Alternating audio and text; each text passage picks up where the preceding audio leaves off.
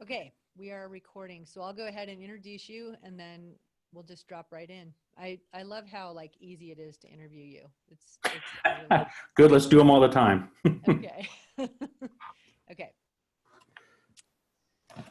Welcome back everybody to another episode of the Channel Mastery podcast. I am absolutely delighted today to welcome back David Howell to the show. David is founder of Howell Associates, and he has seen as one of the foremost leaders and voices in channel compliance and brand protection working today. Welcome to the show.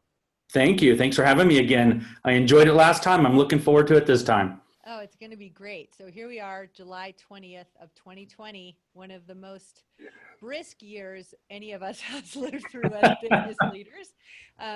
You haven't been on the show in some time. Why don't we start by giving my amazing audience a background on what you do over at Howell Associates and then what you've been seeing in your business with your clients. Great. No, I appreciate that.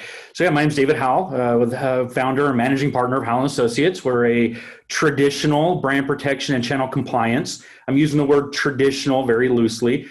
We come at everything with a good strategy for our clients. So from go-to-market strategies to taking a look at the problem that just nobody really has, right? The unauthorized third-party sellers on Amazon, right? Nobody's got that problem.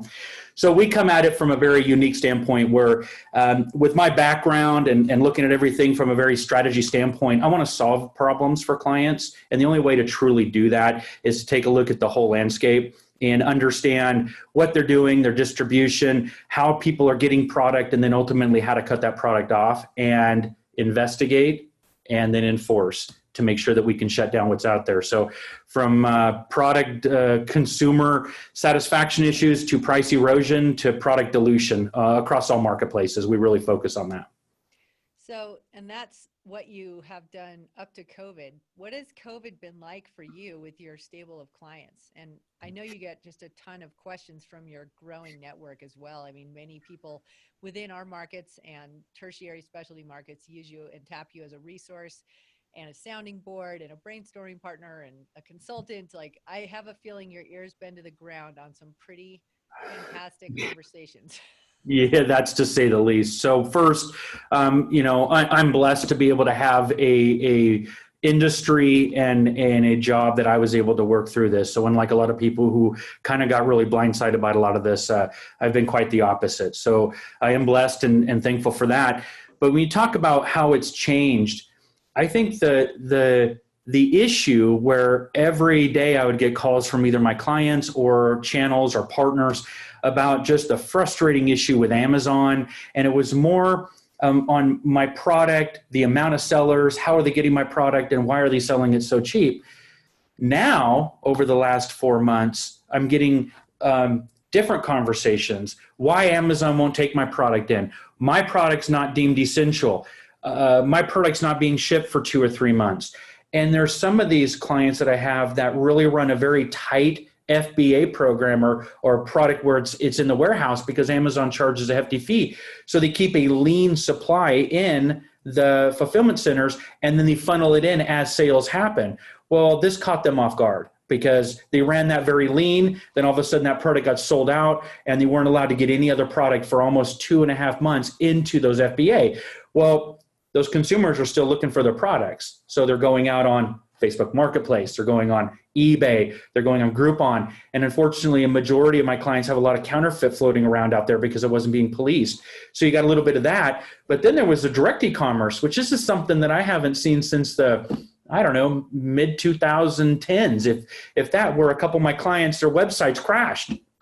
Now, that's all joking aside, you just don't think that stuff happens anymore. Well, a couple of my clients, they had such an influx of consumers on their direct websites that actually the servers were shut down. And to see in the year 2020, one of your premier clients, one of the largest outdoor manufacturers in the world have, we're sorry for the inconvenience, we'll be back soon. That's unheard of. So now we have to start thinking about how do we prepare for something like that again? How we diversify a little bit, maybe not focus so much on Amazon as the product fulfillment side of it, but still embrace Amazon as that's where consumers go for information, but then maybe diversify a little bit. If they can't get the product there, we're going to build up some of these other channels and support them as much as we're supporting that one.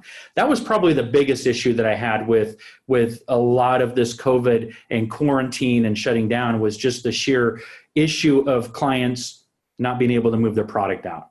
Right. And honestly, where we are in, kind of going up toward August, as you and I both well know and have lived for many, many years, it's budget season in a historical context. And even before COVID, you and I have had conversations and done podcasts about how the budget needs to, the budgeting process needs to evolve and change. And here you are saying it's time to diversify. I think we've been saying that for some time. We just lived through something that has shown us the importance of that. We have another opportunity right now to try and prepare for the remainder of 2020 and early 2021, because obviously we can't bank on anything. As we're seeing right now, regions of the country are seeing spikes. That is very political, as we talked about in our rehearsal call. We're not going to get into it, but at the same time, we have businesses to prepare. So it's a little bit of Sun Tzu and the art of war is what you and I are going to handle here today. Yes. Like, how do we gather the information that we need and try and create the bridges and the channels and the relationships and, frankly, the points of distribution where our consumer has been trained to go when they haven't been able to go to Amazon Prime. So I think that would be a great place for us to start. And I'm not sure where the best place to start on that is, but we are operating from the assumption that we're dealing with specialty brand leaders who either have been direct first brands or wholesale legacy brands who are now coming together to try and find a new mix of channels through COVID, through the recession, through all of the unrest that's happening in the United States. I mean, basically the consumer has been completely disrupted and they're coming out of this with some new habits.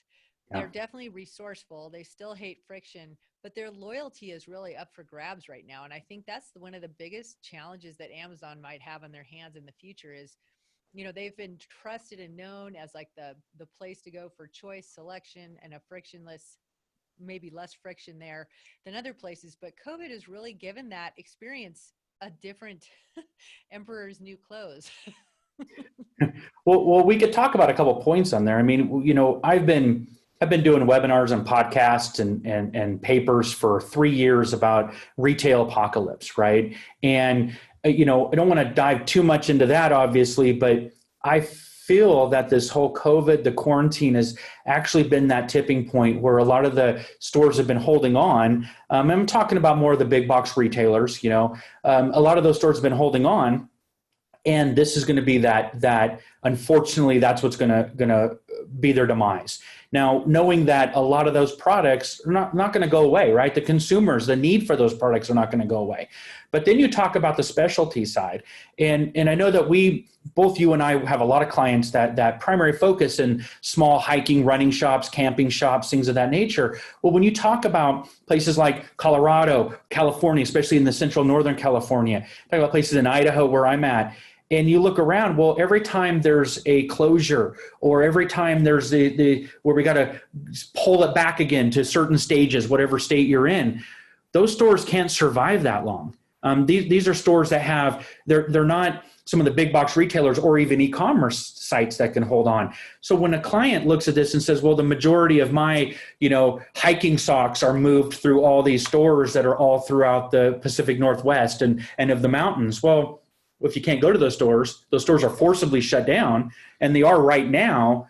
We have to do a little, everything's an assumption, right? In that word, people joke and say it makes an ass out of you and me, right? But you do have to kind of look at it, right, and say we have to make some educated guesses. I guess that's a better way to say that. Given where we are with this whole quarantine and the pandemic we're in, we're leading into an election year, which we never know what's going to happen with that. Everybody politicizes everything. And going into a holiday season that consumers are home, right? A lot of employees, right? And this is probably a good thing, but a lot of employees are working from home now. Well, what happens when you're working from home? You don't have all those internet blocks. You don't have all those things. You're allowed to still surf and you're purchasing. And we've seen a lot of that. So You take all that information, right? The whole battlefield, if we're going into that, and you say, what am I going to extrapolate from that? What am I going to look at and say, what's the best direction for my company? Well, it's to diversify, right? Don't put all your eggs in one basket. Take a look and still cater as much as you can to the brick and mortar of these specialty shops you have, or the REIs out there, right? The Dick's Sporting Goods, Sportsman's Warehouse. Focus on those, but also go that I don't know if they're going to have the POs they had before, right? I don't know if, from a budgeting standpoint, can I predict that they're going into Black Friday and Cyber Monday, are they going to purchase these things? Because the Black Fridays probably aren't going to be Black Fridays anymore. They're going to be a Cyber Friday and a Super Cyber Monday. I mean, what is it going to look like? We have to fall back to protect the brands, the manufacturers, and our direct commerce. We have to do some rethinking on how we want to diversify. And like you and I talked about, does that mean cutting off Amazon? No, not at all. You got to embrace that, especially when it's product information, but maybe building up your e-commerce. You know, I've had a couple of my manufacturers, their e-commerce websites got shut down because of so much traffic. So now let's make sure we build that up a little bit. We can do our own fulfillment by merchant. We're looking at the eBays of the world and re-ramping those stores up that we had 10 years ago that were pretty successful. Taking a look at the Groupons that are out there, or Target's launching their marketplace, just diversifying a little bit and saying, if they cannot get my product on Amazon for a resurgent of pandemic, it's not essential. Well, and they go there and they get the product information, well, we'll have other places they can go. We'll have other places that are fulfilled. They have product and we can get it in their hands. That way we don't run into that. What am I going to do? And because, you know, it's sad to say, but I have one of my manufacturers that in the next 6 months will literally tell whether they will be a company or not ever again. I mean, that's how bad it's becoming.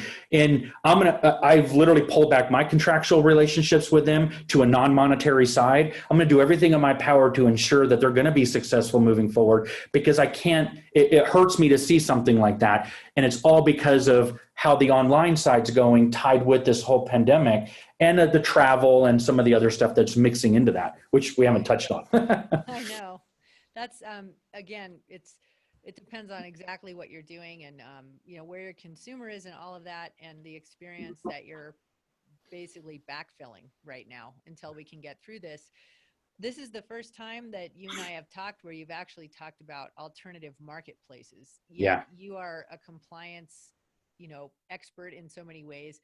What's going to happen, in your opinion, around like being able to have price parity and the trust across these new marketplaces if we have to activate so quickly? Doesn't it feel like we spent years and years and years fighting that war on just a couple, and now we may have an assortment? It's a very valid question. And I think that's where it comes down to when you talk about channel compliance, and that's such a big wide net of so many different things. But what's the very first thing that you want to do in a channel compliance strategy is that take a look at the foundation you have set. So in this situation where maybe there was a time, I would say that you should probably have only 3 to 5 authorized sellers on Amazon, and majority of those should be fulfillment by merchant, only 1 FBA, right? So you don't fight over that buy box, which drives, I mean, human nature is gonna race to the bottom on the Amazon platform. Well, what if we said, okay, we want to have a handful of good faith sellers out there across these other marketplaces. If we get ahead of it now and we authorize some of these, you know, and arbitrarily speaking, we're allowing REI now to have an eBay store and a Groupon thing or whatever, you know, all these different types of things. We're getting ahead of it. We're authorizing them. We're going to help support that. We're going to help build that up. Now we have a level of control over that. And I know a lot of lawyers that may listen in hate the word control. They actually hate price parity too. That's another one, right? But in reality, that's what we're trying to do. We're trying to have a control over our channel and control over that price parity that's out there. And the best way to do that, come out the gates, embracing it, authorizing good faith sellers, and then engaging someone like myself or in-house compliance and say, we're still going to aggressively go after the unauthorized side so we can support that side that we said is authorized. So it's really not reinventing the wheel. I think it's broadening the definition of the wheel, if anything. Right. I had another question that just popped into my head from one of our students in the academy, actually, that we just finished. And they are a very, you know, traditional legacy wholesale first brand, and they're a hard goods company.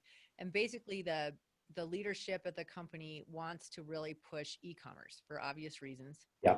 However, there are the, price disparity across different channels. So how does somebody know that, consumers will come to your brand's e-commerce to buy from you if they choose to, but that is something you're seeing happening. I'm seeing that happen as well.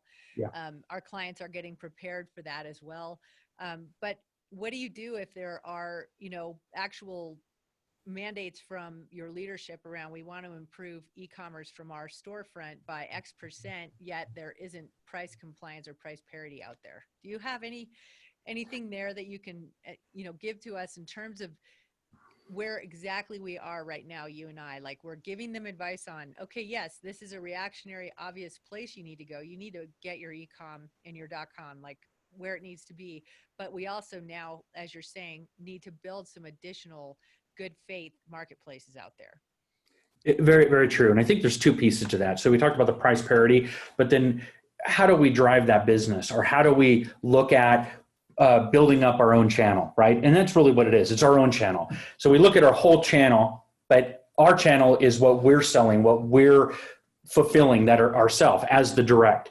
So I look at that and go, okay, let's talk about the pricing in a second. The other one is how you want to market or advertise that. So we all talk about how Google was the largest advertising agency in the world, and Amazon's going to surpass that by the end of this year or next year because of the nature. People don't go to Google much anymore to shop for price product information. They're going to Amazon. Well, I have a lot of my clients where now they're really firing up the Instagram, TikTok, even going into Facebook Marketplace, and they're building up their brand again and driving traffic to their .com. They're looking at AdWords, and they're promoting what they weren't doing for the longest time. And I think that that's part of that diversification. And I've only managed or monitored that really for my existing clients, but it seemed to have been very successful when they launched up and relaunched their website and got that stabilized and got their fulfillment a little bit more in order, not relying on the Amazon side. They started promoting it heavily. And I've noticed that it's been twofold. I've noticed that price has gone down in some of the open marketplaces, right? Because now they're competing with that, but I can go clean that stuff up. And that's that price parity. But I've also seen them moving more product and understanding why it's important to diversify. So many people were sold the idea, allow me to be your sole exclusive marketplace third-party seller. I'll buy all the I'll put POs out there that'll squash everybody else. And everybody just grasped on that. Like, you and I have walked around outdoor retailer and we heard these pitches. And at one time, I kind of was in line with that, right? Because it just made sense, especially from a channel compliance aspect, less is more.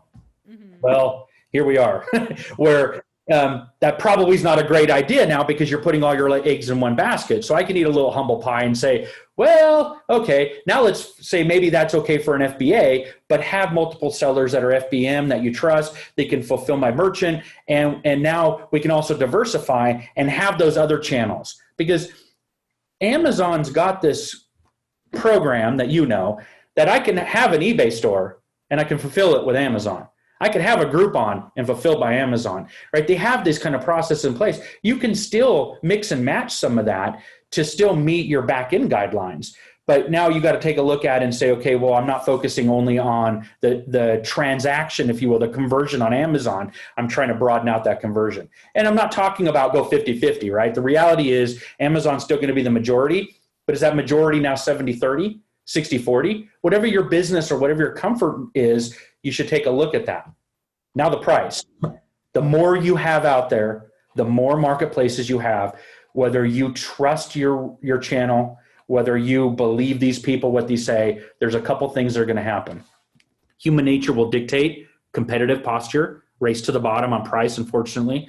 A lot of these marketplaces have technology, algorithms that are driving price down for conversions. You have employees that aren't aware of certain things, so they're told to do certain things, so they'll lower price on certain things to be competitive. There's a lot of factors that go into why price drops, and then who follows that. And unfortunately, Amazon, if you ever sold 1P or Amazon is 1P, Amazon crawls all the way through the checkout page now on these marketplaces, and they match that price. So it's more important today than ever to really go to that Google Shopping, look at everybody that's pay to play, monitor all those and ensure that that pricing is parity, right? So everybody's playing the same field, and enforce it. Now, that being said, I'll tell you the majority of the enforcements that I've sent out, which is different than the last time you and I spoke, I can get an 80% to 85% compliance on just communicating with these sellers, because a lot of them haven't been communicated with before. The communication that's being told isn't accurate. Picking up the phone and talking with these, I've built more rapport, and this is hard to say because it sounds like I'm getting in bed with the enemy. It's not. I've built more rapport with unauthorized third-party sellers that just didn't know. And ignorance is not a defense, so I'm going to be the first to say a lot of them still are bad faith players out there, but I'm telling you, a lot of my clients right now, distribution is rogue. Distributors are trying to move product. They're telling people who are buying the product, no, you can sell on e-commerce platforms. No, you can do that. And they're really not authorized. And they have no idea that there's a MAP program. They have no idea what the MSRP or minimum pricing is. So now we got to go back, and once I communicate with them, now they're educating. So we're talking about doing a little bit of an educational series to good faith third-party sellers and open up to them so they can understand, listen, if you want to sell product, if you're working through a distributor, make sure you're authorized to sell those products. Ask the question before someone like me has to go and ask that question, and you possibly are getting stuck with a lot of product that you may not be able to sell in the venue you think you're going to sell. Right. That actually is a really, really good point. I mean, it just, let's be honest too. I mean, so many of the people that we work with on a day-to-day basis have a smaller team right now, and they're focused on more fires internally. And what we're both saying here loud and clear is we have to focus on getting battle ready, basically going into the back half of this year. We need to take what we've learned from the first 4 or 5 months of the pandemic, take what's worked and throw out everything that hasn't, and continue to innovate and test and learn and make failure okay within your organization. And we're really going to have to try some new things when it comes to distribution. As we talked about, and I'd love to get your take on this more so, consumer loyalty is shifting. Okay. What you just explained with that fantastic example of a client that you have that's building out their brand and then trying to do social selling with that brand and driving traffic back to their .com is something that's going to raise the level of the boats on all the oceans, right? That when that brand takes that effort in-house and works to build, an emotional connection with their end consumer. And right now, a lot of that attention that we fight for with the consumer or for the consumer is up for grabs. Think about what you and I were talking about, when we were last on here. It was all about how do we compete with Amazon? How do we compete with this data-driven monster?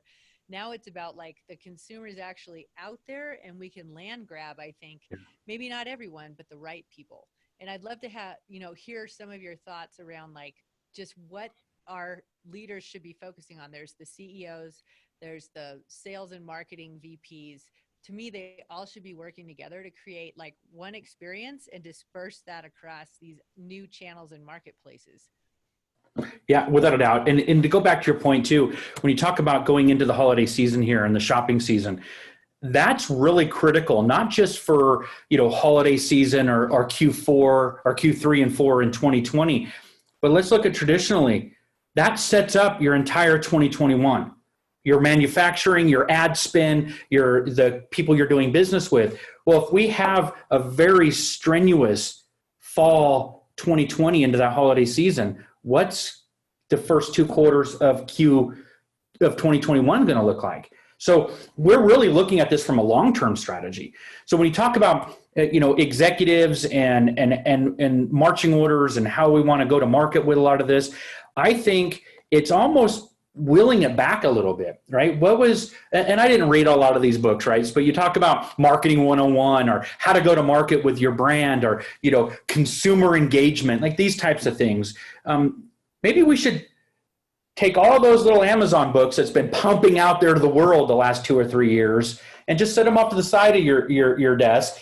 And let's go back to a little tradition for a minute. And I think if you look at the tradition of how we want to engage clients, how we want to create that emotional attachment to a brand, what does that look like? I think we can learn a little bit about, how Apple has done that, how Coke has done that in the past, what Nike or Adidas has done to really capture that emotional aspect of brand loyalty. and not just sit here and focus so much on one or two marketplaces and use our own website as just an information place people go to. Shift it a little bit. And we have to, one thing I've learned with having twins that are 17-year-old home with me all the time is the amount of social media, right? And luckily my kids are a little spoiled in the fact that a lot of these big name brands that are trendy are my clients. So they've been spoiled enough. But when you look at TikTok, you can't open up TikTok without having ads in your face anymore. Instagram, Twitter, you look at Facebook, you look at these highly engaging, trend-setting, emotional attachment social media that's out there through the omni-channel, right? We're all talking about omni-channel, how we do that. It's not hard to get that back. It's not hard to have that emotional attachment, that brand loyalty back, drive the traffic where you want them. Because I think we've lost a little bit of that over the last couple of years. I mean, even you and I engaging at the outdoor retailer shows and things like that, the snow shows, it's pushing to the marketplace. Well, what if we push it back to us? Just a brand loyalty.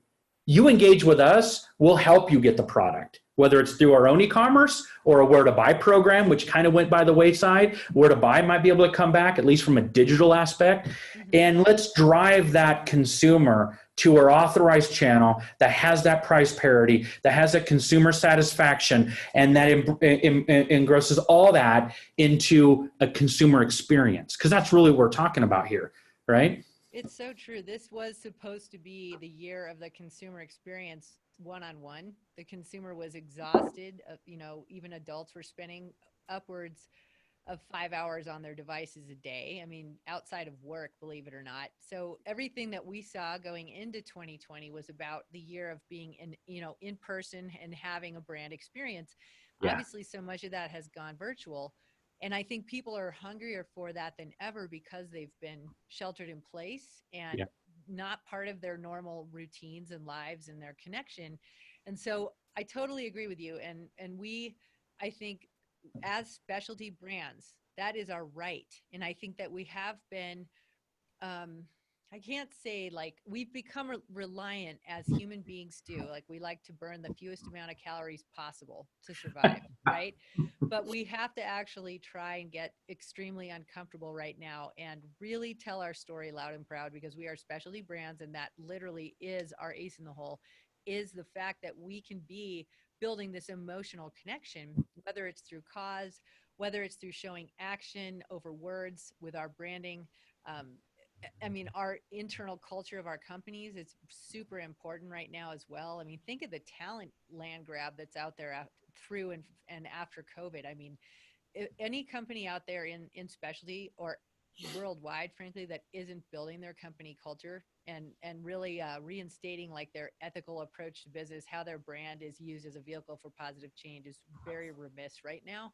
And that is something that helps your end consumer engage back with you as well. And that truly is most appropriately shared on your .com. So knowing that, it should be a hub, it should be the anchor.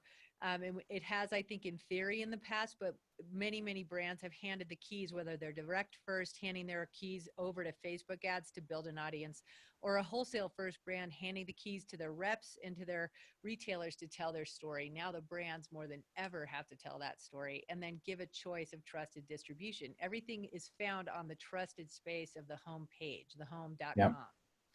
So that does seem to make sense. And again, this is, we're able to say this now, but we're looking into a quicksand, underneath of a crystal ball, right? We know nothing is set in stone, but at the same time, we do know one thing is for sure, and that is watching consumer sentiment. And as we've seen right now, we're seeing their loyalty is up for grabs. They want to see their most trusted favorite brands do the job. They're not seeing their institutions or government do for them anymore. Yeah. And there's a number of other things, the transparency, I think more communication than less. There are things that brands can be doing right now from a perception standpoint, but then we also want to drive people back and train them on where to find the product. One thing I want to ask, because you're such let me mention one thing real quick too, because you bring up a great point when you talk about the specialty brands. I think they're in a great position because if you would have looked a year ago, specialty brands were really focusing on either the REIs of the world and then Amazon, right?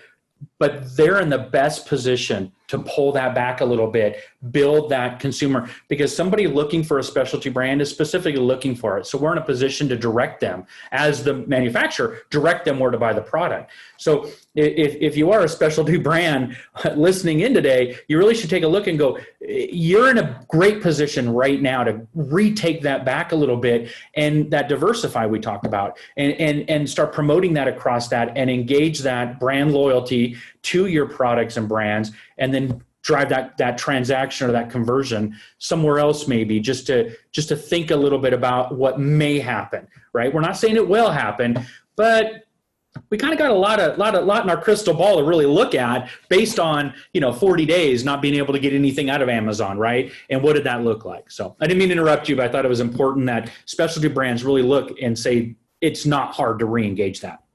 Yeah, and I think that's a wonderful thing to say, because we need to have, as a little bit of a positive nudge right now. There's a lot of leaders who I know are feeling pretty fatigued, and there was this, we saw, just as I think we were anticipating, we saw a surge in business, in spending, in retail, people wanting to get back out there. We're seeing, as you were saying in our rehearsal call, bikes are the new toilet paper. And we have, a fantastic client in Tax Outdoors who's seeing incredible growth. They're, I would say they're in the RV industry. They're also in outdoor. They're like perfectly positioned with their habitats. Airstream's obviously doing incredibly well. We're seeing all of that, but at the same time, there's uncertainty. Anything that you want to speak about in terms of supply chain, or anything like that you're advising clients on as we kind of look at the next remainder of 2020 and start planning for 2021? I think there's to go back to bike is a new toilet paper. I think outdoor equipment is. I think we all understand the way travel's been restricted. I've had 3 big trips with my twins that my last summer with them, right, all kind of got pushed to the wayside because you just can't travel. So what's happening? Everybody's buying RVs. Everybody's getting outdoor equipment, hiking, biking, kayaking, paddleboards. I mean, you go to any brick and mortar stores around here that you can get into, all that stuff is sold out. And it's sold out for 2 reasons. One, the supply chain's broken. Okay, well, I'll touch base on that. But also the sheer desire for these products. So you go and look at just everything. People are outdoors now. People are getting out of the house. They're doing that social distancing, but doing it out in the mountains and the woods. And in Idaho, we're a big mountainous state. So you used to go up somewhere and you might bump into 2 or 3 people in a day. I go hiking now, and it's kind of a cabana line, right? It's not that bad, but it's a little bit. So, but that's good. So you talk about I think the supply chain, where back in the day, it was really important to have 1 or 2 or even 3-step distribution. And I think we got to take a look at that and say, I don't recommend 3-step distribution. It's a little bit too much, but definitely not direct. If you can't handle that direct distribution, maybe partner up with a couple really good distributors. And I always say, if you're in a specialty product, there's specialty distributors out there. And there's some really good ones that I work with that can take your product and help distribute that out. So if there's an issue, whether you're based in Denver and you can't get your product out because you've been shut down, you still can get product out there, right? And just, again, it's not so much diversifying, but hope for the best, but plan for the worst. And I think that's what's important. And it's okay having, as long as you vetted, as long as you trust them, you have a good relationship and a good foundation with your agreements, having a couple distributors out there is not a bad thing. And it's, ironic we're talking about this, but up until about 6 months ago, I didn't really do this for clients, and now I'm being asked a lot. Can you help us vet a distributor? Can you take a look and let us know, are these distributors good? Are these resellers good? So now we're working into this because they know I've enforced on tens of thousands of third-party sellers and distributors and all this different stuff, that now I'm kind of in a good position to say, maybe I'm not in a good position to say whether you should or shouldn't do business with you, but I can give you the information saying, well, in my past, I've had to enforce on them and they kind of told me to go to hell, or they're more than willing to work with me and they didn't know and they're compliant, because that's important. A partner is exactly that, a partner. Somebody's going to work with you for the greater success, not work against you to move product. And I don't like distributors holding brands hostage. I don't like brands going, well, they move 80% of my product. Well, if that's the case, we need to diversify. We need to go and get another distributor, because the one thing I'll tell you, if that distributor is moving product and he wants it that bad, there's 5 others out there that want it just as bad, and they're willing to bend over backwards and do things for you. So don't let anybody hold you. No seller, no distributor, no retailer, nobody holds you hostage, because if your brand's good, and we know that the majority of these specialty brands are very good, if you build it, they will come. So just go ahead and diversify. Someone's willing to do business with you, and it may be a short pinch now, but long-term, it's going to make my job easier for you, and it's going to make your channel happy. Because what I always say this, right? A clean channel is a happy channel. You have always said that. I have. Well, let's talk a little bit about, is it okay if we mention the book that you're working on and how people can learn more about that before we wrap up here? No, it's actually good. So my 5-year plan for my book, no, all joking. So I've been wanting to do this for quite some time. April 1st, it was supposed to go to print. I put it on hold. I'm kind of a chunk of the way done with it, but I've actually been asked to speak. I can't talk about the content of it much, but I'm actually an expert on a very large federal anti-counterfeiting lawsuit that actually crosses all channels, not just counterfeit, but a lot of other things. So I put it on hold because at this time, it's one of the largest cases of its kind. It's going to provide a lot of level of insight on that end of that book. That's going to be really critical for consumers. This is not a novel. This is not something that I'm telling everybody that they're going to read every night before they go to bed. It's a how-to book. It's taken the 19 years I've been doing channel compliance and brand protection and taking it and making it a reference book. So from registering a trademark to working through a brand registry or an eBay Vero program, or advertising through the ads and commerce on Facebook, and how to do all that, how to register all that, and then how to execute on it. What are the 5 or 10 things you have to have in a MAP policy, a reseller agreement? What is your enforcement documents? What does the first sale doctrine truly mean? What does a non-transferable warranty mean? So it's really taking all this very factual, relevant information that's a good guidebook, tied with all the tomfoolery I've been enforcing on and working on all these clients. So I'm taking that wisdom with a lot of that book smart educational, combining it and saying, listen, I may not have that crystal ball, but if I were, my book might be floating around in there, because you're tying everything together. It's all about a strategy. It's all about really just saying, here's everything you need to know. And I thought about this. If I just write a book, it's something that might end up, in a thrift store or garage sale. But if I make it a reference manual and it's something where, well, what does eBay Vero look like? And what are the top 10 steps? What is brand registry 2.0? What is the transparency? What is the customs and border training manual for anti-counterfeiting? What are these things? And it's all in there. And it's as a reference book.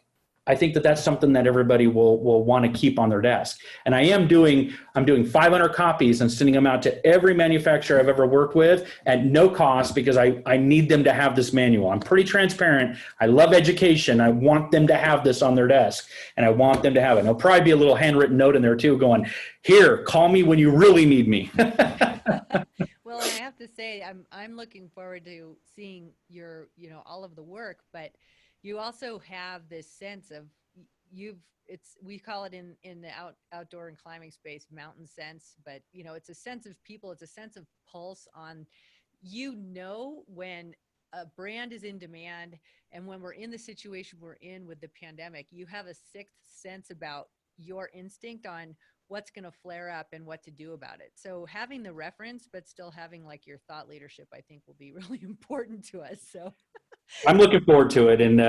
I think the cover and some of this stuff will be done. Pre-ordering will start probably in the next 2 months. And I just encourage, anybody who would like to have a copy, anybody that would like it. I don't know how much it's going to be, but it's not going to be much. I'm really not looking at this to as much be a revenue generator as much as it is more of a kind of a marketing to, here's your best practices. If you need help, I'm here, and here's a guide to get you there. Like, I would like to think that this book is going to be done so well that you may not need me, but let's be real, things are dynamic, and there's always a level of strategy. And I think we joked about this before, and let me make sure I can get this right. Those who can't do, teach. right? And those who teach well have done. And it's important to understand that it's, I don't profess to ever be smarter than anybody. Matter of fact, when I'm in a room or you and I are on a panel and we're speaking, I don't think I'm absolutely not smarter than anybody else in that room. But there's a level of wisdom, and you only gain that wisdom through your age and experience and those trials and successes and failures. And I've really, I mean, I love my successes, but I embrace my failures because those failures allow me a chance to adjust and then go and be successful. So working for a majority of the Fortune 500 brands have put me in a really good position, like you said, to have that gut feeling, right? That sixth sense to say, I think you should do this. I think this should be it. And you know, I don't know if it was just my gut telling me, but I bought like big old things of toilet paper before all this happened. So I'm joking. I didn't. How many bikes did you buy? Just kidding. Well, I didn't have that foresight, right? Who would have known that the bike were the new toilet paper or backpacks were the new toilet paper? I mean, but that's good, right? It's good for our industry. So I have a lot in the outdoor industry, and I'm very pleasant to hear the success they're having, but also the frustrations that we got to work through. And the one thing I'll tell you, diversify. And it's a coin term. It's overused, and I'm not trying to sell stock. I'm not trying to sell bonds, but diversify your channel to where you feel comfortable. And I think you'll be successful, not just through this season, but going into 2021. And you remember, you always can pull back, right? If you decide to go right back into the 100% Amazon or focus more on that. But if we go through all of this and you have just an awful season, unfortunately, in sales, it's kind of hard to kind of relaunch that or kind of go. And like I said, I've got a couple brands that are on the fence, whether they're going to make it or not. And it's sad, but I mean, if you can't move product, you know, where are you at? So I think I have a feeling that we're gonna pull through with these brands, but it's gonna be work, and I don't want to see anybody else face that, and that's why we're on the call today. Yeah, exactly. Well, I really appreciate all of your insights. And really, when you talk about diversification, it comes down to being where your consumer needs you to be in order for them to acquire the product or, you know, hear the message, whatever it is.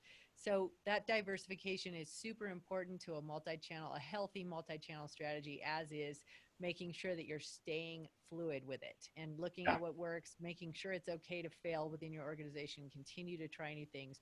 Never before in the history of my time in any of these businesses or communities have I seen the need for just, I hate to use the word pivot because it's so overused right now, but I don't even know how else to call it other than just, you have to like be ready, like a shortstop, like ready, like ready to No, you're field. right. And yeah, I mean, I've never seen anything like it. So I think that, you know, for those brands who have learned from what we've gone through and are willing to take some calculated risks and have, you know, when the student's ready, the teachers appear. And David is a fantastic teacher.